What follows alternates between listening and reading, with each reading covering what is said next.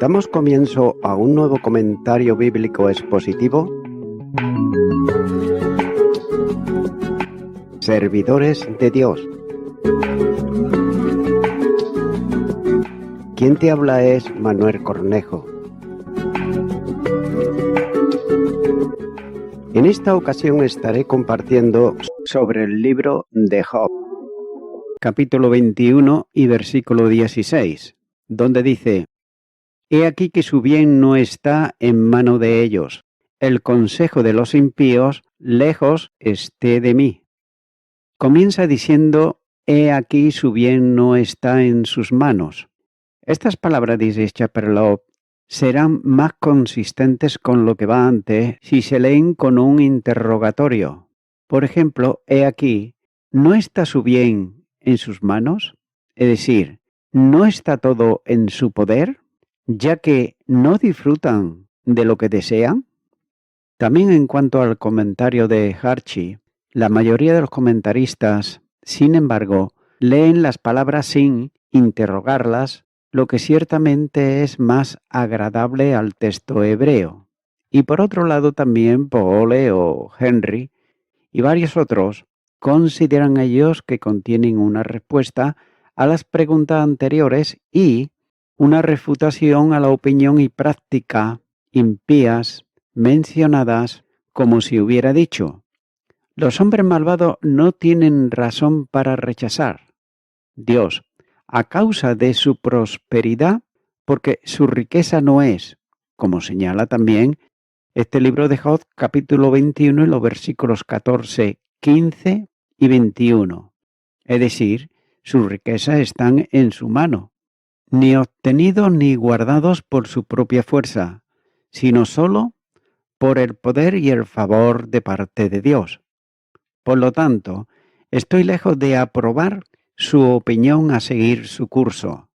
Después de la elegante descripción anterior de la prosperidad de algunos hombres malvados, el doctor Doob comenta y dice que Job procede, por otro lado, a confesar lo que también fue evidente en los caminos de la providencia, que algunos de ellos se distinguieron notablemente por su miseria, estando expuestos a los más espantosos males y también calamidades. Sabía que mientras relataba la prosperidad de los impíos, había tocado un punto sensible al que sus adversarios podrían dar un giro equivocado, como si hubiera estado alegando la causa de la iniquidad. Él, por lo tanto, se protege de que ellos entretengan cualquier idea de ese tipo. Y en este versículo, en el que habla con este propósito: no imagines, porque digo que los malvados a veces prosperan. Por lo tanto, creo que su prosperidad se debe a ellos mismos, o en su propia mano o poder. Dios me libre de dar tal semblante a la impiedad. No, aunque puedan imaginarse así como presunción consigo mismos, no soy de su opinión, ni tampoco de su sociedad. Continúa diciendo: el consejo de los malvados está lejos de mí, ya que sé que toda la felicidad de la que pueden jactarse es meramente por la voluntad y la tolerancia del Dios Todopoderoso, y que a veces se complace en hacerlos terribles ejemplos de su justicia. Continúo ahora con el versículo 17, donde dice: oh, cuántas veces la lámpara de los impíos es pagada, y viene sobre ellos su quebranto, y Dios en su ira les reparte dolores. Comienza diciendo: ¿cuántas veces se apaga la vela de los impíos o la lámpara? Es decir, que su gloria o felicidad exterior se puede admitir que esto sucede a menudo, aunque no constantemente, como tú afirmas. Esto ciertamente concuerda mejor tanto con el uso de esta fraseología en la escritura, en la que siempre significa que una cosa se hace con frecuencia y nunca que se hace rara vez, y con las palabras anteriores que contienen una razón por lo cual, como sigue diciendo este versículo, el consejo de los impíos. Note que estaba lejos de él, es decir, porque a menudo pagan cara a su maldad en esta vida y siempre en la vida venidera. Este sentido de las palabras también concuerdan mejor con los siguientes versículos, en los que se habla de gran medida, no de la prosperidad de los malvados, como debiera de haberlo hecho si hubiera tenido la intención de decir que los tales rara vez eran afligidos, sino de sus calamidades. Continuará con el versículo 18, donde dice: serán como la paja delante del viento, y como el tamo que arrebata el torbellino. Comienza diciendo que son como hojarasca delante del viento, es decir, su destrucción será una destrucción rápida, segura e irrecuperable. Así continúa concediendo a sus adversarios que los malvados a veces son severamente castigados, como a ellos le gustaba también, por otro lado, representar en sus discursos, pero antes había demostrado que a veces eran notablemente prósperos.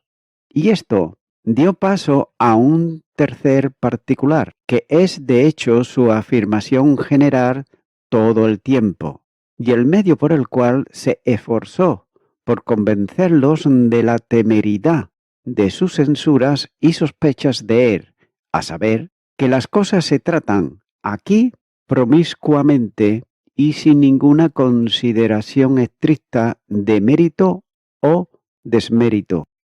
Continúo ahora con el versículo 19, donde dice: Dios guardará para los hijos de ellos su violencia, le dará su pago para que conozca. Comienza diciendo que Dios guardará su iniquidad por sus hijos.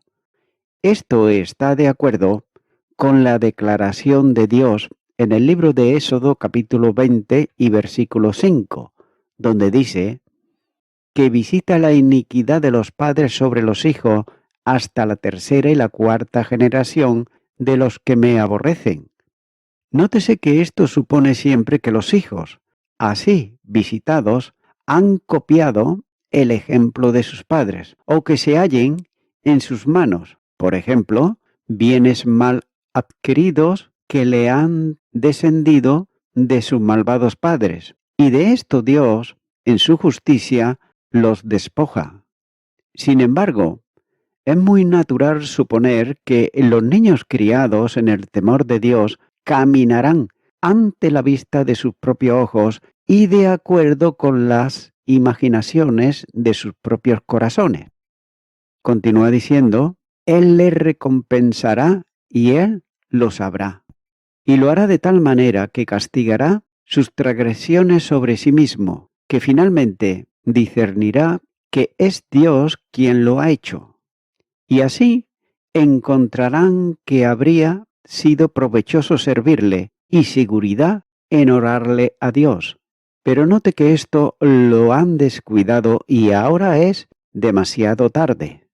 Continúa ahora con el versículo 20, donde dice: verán sus ojos su quebranto y beberá de la ira del Todopoderoso.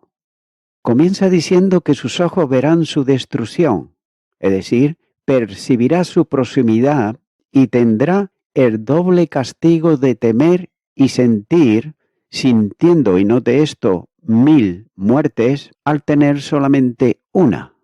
Sigue diciendo: beberá de la ira, es decir, la copa de la ira de Dios. La copa del temblor se expresa o menciona con frecuencia en las Escrituras Sagradas, ya que parece una metáfora tomada de aquellas copas de veneno que obligaban a beber a ciertos criminales. Una copa de jugo de cicuta fue la ira o castigo asignada por los magistrados atenienses al filósofo Sócrates. Continúo ahora con el versículo 21, donde dice: ¿por qué?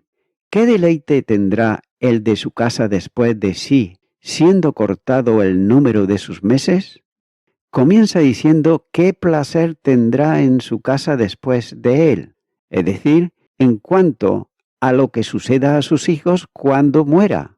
No se preocupa por sí mismo. Él no se ve afectado por su felicidad o miseria, ya que la irreligión comúnmente hace a los hombres antinaturales. Y por eso Dios lo castiga tanto a él como a sus hijos mientras vive, y el significado puede ser qué deleite puede tener en los pensamientos de la gloria y felicidad de su posteridad cuando descubre que está muriendo de una muerte violenta y prematura. Por lo tanto, está en una prueba más de que este hombre no es feliz en sí mismo ni con respecto a su posteridad. Continúa diciendo cuál el número, es decir, cuál es el número de meses que, por su constitución y el curso de la naturaleza, podría haber vivido, ya que es disminuido y cortado por la mano de la violencia. Continúa ahora con el versículo 22, donde dice: ¿enseñará alguien a Dios sabiduría, juzgando él a los que están elevados? Comienza diciendo: ¿deberá alguien enseñar a Dios el conocimiento? Es decir, de cómo gobernar el mundo. Pues así hacéis mientras le decís que no debe afligir a los piadosos, ni dar tampoco por otro lado prosperidad a los impíos, que debe invariablemente castigar a los malvados y recompensar a lo justo en este mundo. No actuará como soberano y con gran variedad en sus providencias providenciales. Sigue diciendo, ya que juzga a los que son altos, es decir, las personas más altas de la tierra, los conoce exactamente y da sentencia acerca de ellos como le parece conveniente. Así como Job había introducido el particular anterior a saber que los hombres malvados a veces son severamente castigados en este mundo por una transición fácil, como señala el versículo 16. Y así, por otro igual de fácil, introduce aquí el artículo restante de su discurso arriba mencionado, a saber que Dios reparte las cosas promiscuamente en este mundo, no según el mérito o desmérito de los hombres, que persigue en los versículos siguientes. Continuará con el versículo 23, donde dice: «Este morirá en el vigor de su hermosura, todo quieto y pacífico». Comienza diciendo, no muere en toda su fuerza. Note que en este y los 3 versículos siguientes, Job muestra que la desigualdad de fortuna, bienes, salud y fuerza no decide nada ni a favor ni en contra de las personas en referencia a la aprobación o desaprobación de Dios, ya que estos varios lotes no son indicio de su maldad o inocencia, ya que uno tiene una muerte súbita, otro una muerte lenta, pero ninguno de estos puede determinar sus estados eternos. Continuará con el versículo 24, donde dice: «Sus vasijas estarán llenas de leche y sus huesos serán regados de tuétano». Comienza diciendo que sus pechos están llenos de leche. Aquí la palabra hebrea, naptín, es traducida aquí como pechos, y note que no se usa en ninguna otra parte de la escritura, y por lo tanto se traduce de diferentes maneras. Por ejemplo, Ordigán lo traduce cuando dice: «cuando sus entrañas están cargadas de gordura». Otros cuando su balde de leche están llenos de leche, o cuando sus aceiteras están llenas de grosura, y sus huesos están humedecidos con tuétano, lo que se opone a esa sequedad de los huesos, como señala Job capítulo 30, versículo 30, y el Salmo 102, versículo 3. que es causado por la vejez o graves males y calamidades. Continuará con los versículos 25 y 26, donde dice: y este otro morirá en amargura de ánimo, y sin haber comido jamás con gusto. Igualmente yacerán ellos en el polvo, y gusanos los cubrirán. Comienza diciendo que otro muere, es decir, otro hombre malo o cualquier otro hombre promiscuamente considerado, sea bueno o sea malo. Continúa diciendo: en la amargura de su alma, es decir, con dolores y penas desgarradoras. Y continúa diciendo: y nunca come con placer, ya que no tiene placer en su vida, no tanto como a la hora de comer, cuando los hombres suelen ser más libres y agradables. Entonces muestra que hay una gran variedad en las desesperaciones de Dios. Él distribuye gran prosperidad a uno y grandes aflicciones a otros, según su consejo sabio, pero secreto. Continúa diciendo: ellos yacerán igualmente en el polvo. Por tanto, todas estas diferencias mundanas terminan con la muerte y yacen en la tumba sin ninguna distinción hasta el momento de la resurrección general, para que nadie sepa quién es bueno y quién es malo, por las cosas que le suceden en esta vida. Y si un impío muere en un palacio y otro en un calabozo, se reunirán en la congregación de los muertos y condenados, y el gusano que no muere y el fuego que no se apaga será el mismo para ambos, lo que hace que esas diferencias sean insignificantes y no valga la pena confundirnos. Continuará con los versículos 27 y 28, donde dice: he aquí, yo conozco vuestros pensamientos y las imaginaciones que contra mí forjáis, porque decís: ¿qué hay de la casa del príncipe y qué de la tienda de las moradas de los impíos? Comienza diciendo: he aquí conozco tus pensamientos, por tanto percibo lo que piensas y objetaré para tu propia defensa y los dispositivos. En hebreo sería los malos pensamientos o perversos diseños y artimañas que erróneamente imagináis, es decir, torcer o forzar violentamente, porque forzaron tanto las palabras de Job como sus propios pensamientos, que estaban cegados por el prejuicio y la pasión.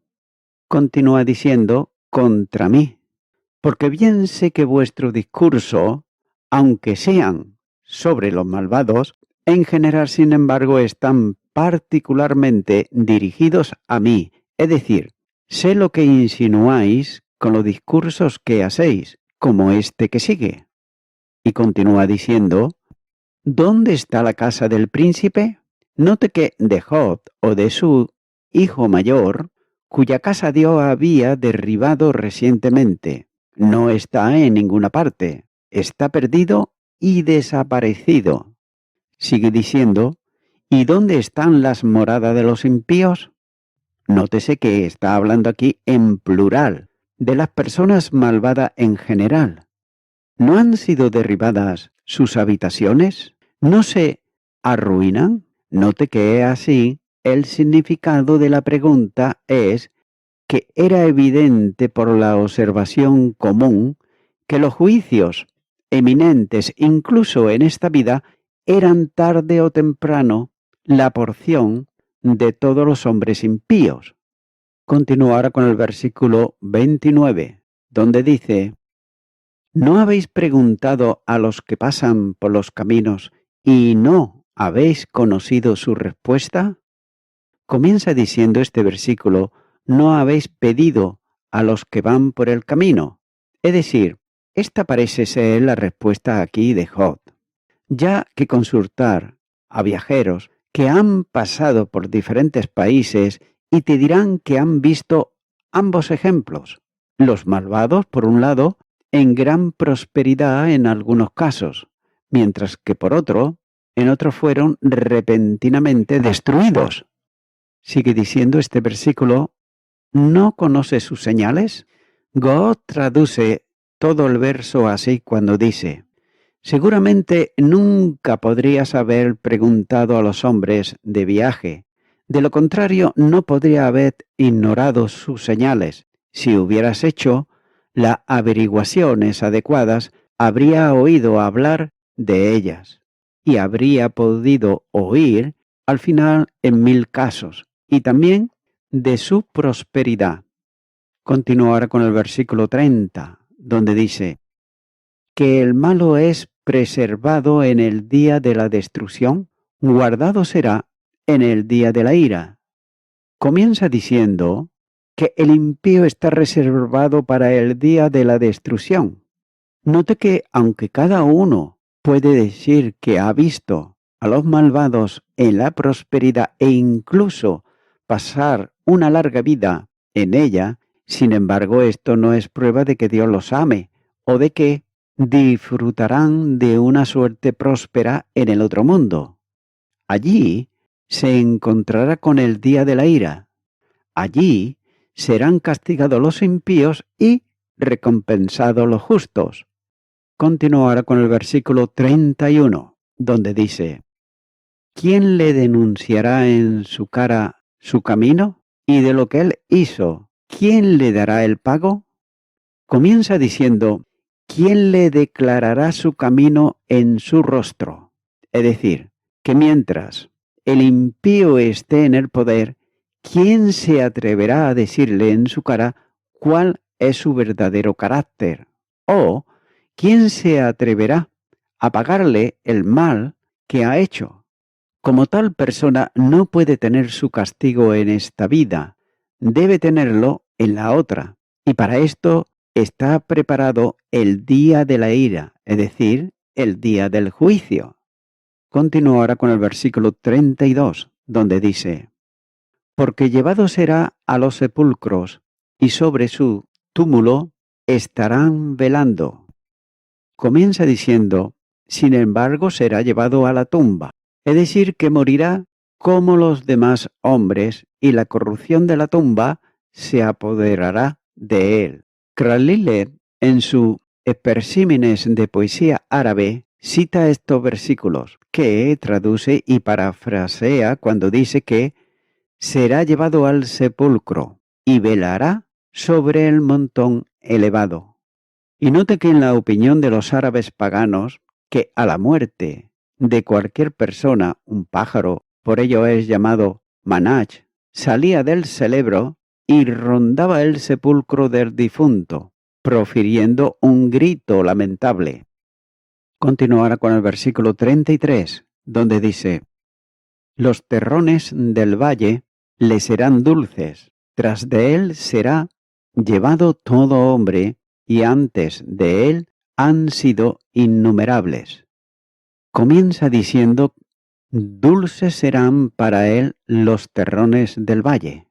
Es decir, que tal vez haya aquí una alusión al modo asiático del enterramiento de príncipes, santos y nobles. Se eligió un valle bien regado para la tumba, donde se podría asegurar un manantial de agua perpetuo.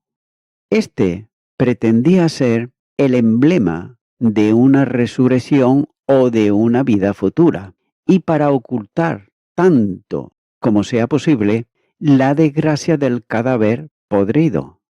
Continúa diciendo, todo hombre arrastrará en pos de sí.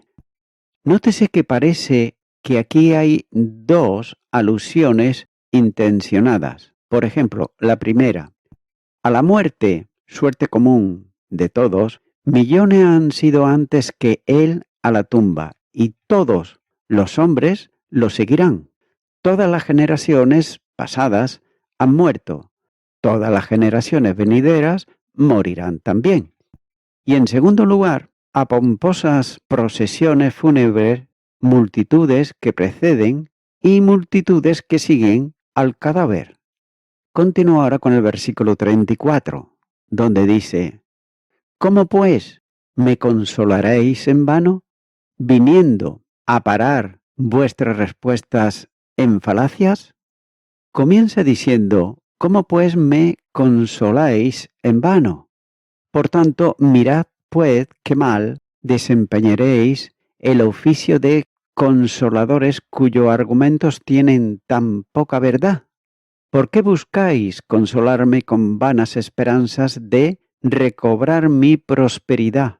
Si me arrepiento, siento vuestros motivos manifestadamente falsos. Y la común experiencia muestra lo que también todo el mundo os puede decir, que los hombres buenos muchas veces están en gran tribulación, mientras que el más vil de los hombres prospera y prosperará en el mundo. Y voy concluyendo con esto. Amigo y amiga oyente, las últimas palabras de Job en este discurso expresan su gran insatisfacción ante el intento tan inútil de sus amigos por consolarlo. Dice que las palabras de su amigo son falaces y también vanas, ya que todo lo que le dijeron fueron mentiras sin validez alguna y faltas también de compasión. Amigo y amiga oyente, haríamos bien en que sea la palabra de Dios la que nos examine, y no nosotros a nosotros mismos, ya que, si así lo hacemos de esta manera, nos veremos a nosotros mismos como muy justos y muy piadosos, y además muy buenos, si nos examinamos a nosotros mismos y no permitimos que sea la palabra de Dios la que nos examine. Por tanto, mi amigo, mi amiga oyente, oremos para que Dios nos capacite para ser de más ayuda y para ser más compasivos cuando estemos en posición de ayudar a las personas por sus aflicciones. Por tanto, si hasta ahora tú te has despreocupado de estas personas que están en aflicción, que lo están pasando mal, es quizá porque todavía no tienes un corazón misericordioso, y esto solamente lo podrás sentir cuando tengas a Cristo en tu corazón. Por tanto, te animo ahora pues a que vengas a Jesucristo y vengas en oración. Ora conmigo y repite esta oración que voy a hacer y di: Señor Jesucristo, vengo ante ti en arrepentimiento, pidiéndote perdón por todos mis pecados y delitos. Vengo ante ti pidiéndote que tú me capacites para que yo pueda ser de ayuda para las personas necesitadas. Quiero ser una persona con compasión, pero compasión tuya, con misericordia tuya y dirigido siempre por ti, para darte a ti la gloria de todo lo que haga.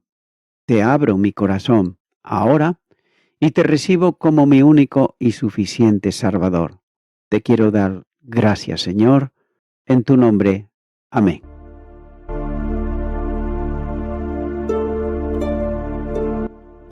Amigo y amiga oyente, si tú has hecho esta oración de corazón, te recomiendo que comiences a orar a Dios, en primer lugar, en el nombre del Señor Jesucristo. Orar a Dios no es rezar, sino que es hablar con una persona. También te recomiendo que leas la palabra de Dios y lo hagas a diario. Comienza, por ejemplo, con el Nuevo Testamento. Y también, por último, te recomiendo que para que puedas crecer espiritualmente, te congregues en una iglesia cristiano-evangélica, donde se predique, se enseñe y se practique la sana doctrina y la palabra de Dios. Congrégate ahí y con el tiempo podrás crecer espiritualmente y también servir al Señor Jesucristo. Que Dios te bendiga. Y a toda la audiencia, nuevamente ya me estoy despidiendo de todos ustedes y será hasta el próximo programa. Que Dios os bendiga a todos.